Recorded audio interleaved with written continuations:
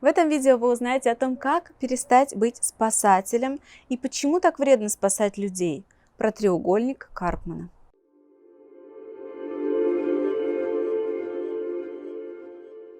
Кто такой спасатель? Спасатель тот, кто всегда бежит на помощь, даже тогда, когда его не просят. Казалось бы, это очень удобная роль, социально одобряемая. Нас в сказках учили спасать, всем помогать, быть добрыми, прийти на помощь.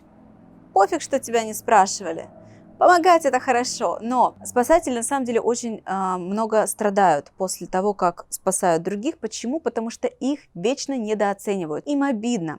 Они столько делают для других, а в ответ не получают того, что ожидают. И потом разочарование, и потом обида на людей, и потом закрыться, уйти, и неудовлетворенность отношениями. Из-за этого очень сложно построить отношения, потому что люди убегают от спасателей. Почему? Потому что спасатели своей гиперпомощью, помощью без запроса нарушают границы людей. Люди не хотят, чтобы нарушали их границы. Спасателям на самом деле очень сложно. Они ведь действительно делают такое хорошее дело, и получается не то, что нужно. Итак, самое важное для любой из ролей по треугольнику Карпмана – это первое – осознать, что вы проигрываете эту роль. Отследить, в какие моменты вашей жизни вы ее чаще всего проигрываете, когда вы включаетесь в эту неосознанную роль поведения. Дальше. Если вы сможете найти литературу на эту тему и не полениться прочитать ее, вам будет очень полезно. Вся эта литература просто пропитана примерами из жизни, потому что на примерах из жизни легче понять и осознать. Когда мы, люди, проигрываем роли, а мы их абсолютно все проигрываем, эти роли периодически в жизни, просто кто-то больше, кто-то меньше, но когда мы находимся в одной из этих трех ролей этого знаменитого треугольника, мы в какой-то зоне бессознательного, морок. Очки, которые затемненные, ничего не видим, мы вообще не понимаем, что происходит. Мы не замечаем, как мы это делаем. И поэтому нам кажется, что мы хорошие, а другие все плохие, нас не оценили, нам сделали плохо. Поэтому, если есть возможность, пожалуйста, почитайте литературу на эту тему. Любая литература на эту тему на самом деле будет полезна. Есть что-то лучше, что-то хуже, но начинать лучше с того, что, в принципе, поглощать. Лучше книги, не статьи, потому что в статьях бывает информация разная. Лучше почитать книги на эту тему. Я сейчас расскажу самую суть, почему же это плохо быть спасателем. Причина в следующем.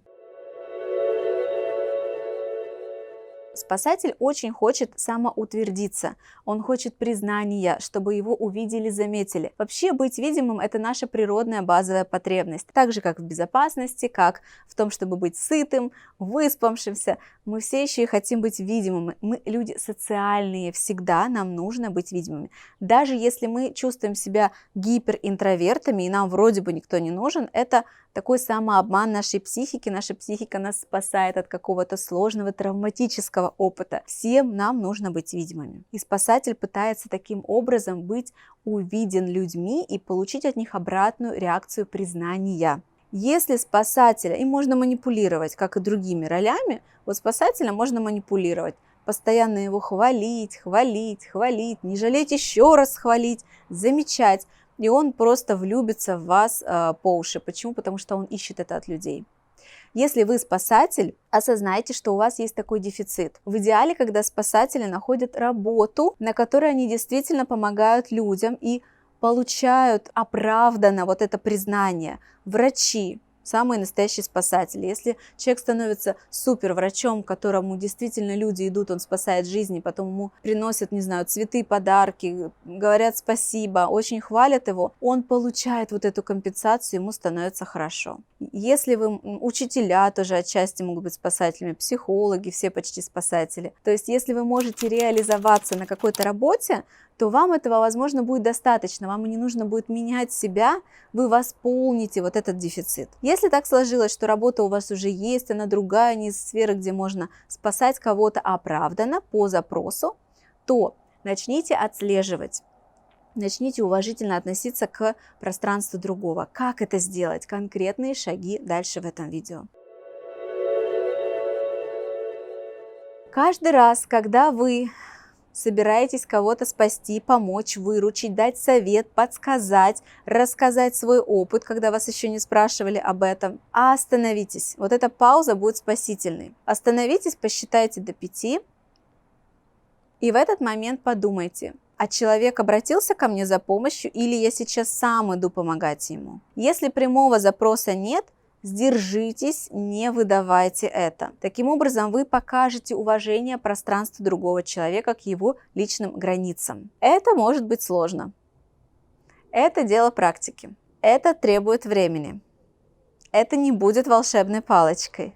Но это в любом случае придется пройти. Даже когда люди идут в психотерапию, и там выясняется, что они спасатели, и им нужно обязательно как-то с этим справляться и выходить из этой роли, все равно все проходят именно этот шаг осознавания, остановки и выхода из этой истории. Нет, я сейчас спасать не буду. Особенно, когда в литературе прочитаете много примеров, как потом всегда абсолютно спасатели страдают, что их не оценили, а их не оценят без запросов в 90% случаях. Вы поймете, что ценно сдержаться, остановиться и выйти из этой истории, чем потом получить вот эту порцию разочарования. Это лучше. Это сложно, но лучше так, потому что потом будет хуже. И найти способ, как быть увиденным людьми, признанным. Если очень хочется кому-то помочь, это нормально. Что нужно делать в этой ситуации? Нужно спросить человека, хочет ли он получить вашу помощь. Например, это ваш близкий. Вы видите, что ему тяжело, не знаю, мусор выкинуть, достать мешок из бачка, там что-то застряло, и он копается. И вы бы сразу бежать, остановитесь и спросите, хочешь, я тебе помогу? Сейчас вам этот вопрос может казаться странным. Но вам он действительно терапевтически полезный. Каждый раз останавливаясь, оценивайте, если здесь разумна помощь, сначала спросите. Если человек скажет «хочу» и вы поможете, он уже не сможет вас обесценить, потому что он попросил вашу помощь в этот момент, он ее принял, понимаете, заранее. И тогда вот этим простым вопросом и остановкой, и тем, что вы выходите иногда, вы избавите себя от большого количества разочарований в людях. Если вы станете меньше разочаровываться в людях, вы сможете строить с ними крепкие отношения. Крепкие отношения для нас – это залог счастья. Мы же люди социальные, нам нужны отношения. Если вам было полезно это видео, пожалуйста, ставьте лайки. Я очень хочу получать от вас обратную связь, чтобы видеть вашу реакцию и понимать, что вам интересно. Пишите внизу комментарии, если у вас есть вопросы. Я читаю комментарии, отвечаю на вопросы. И до встречи в следующих видео. Пока!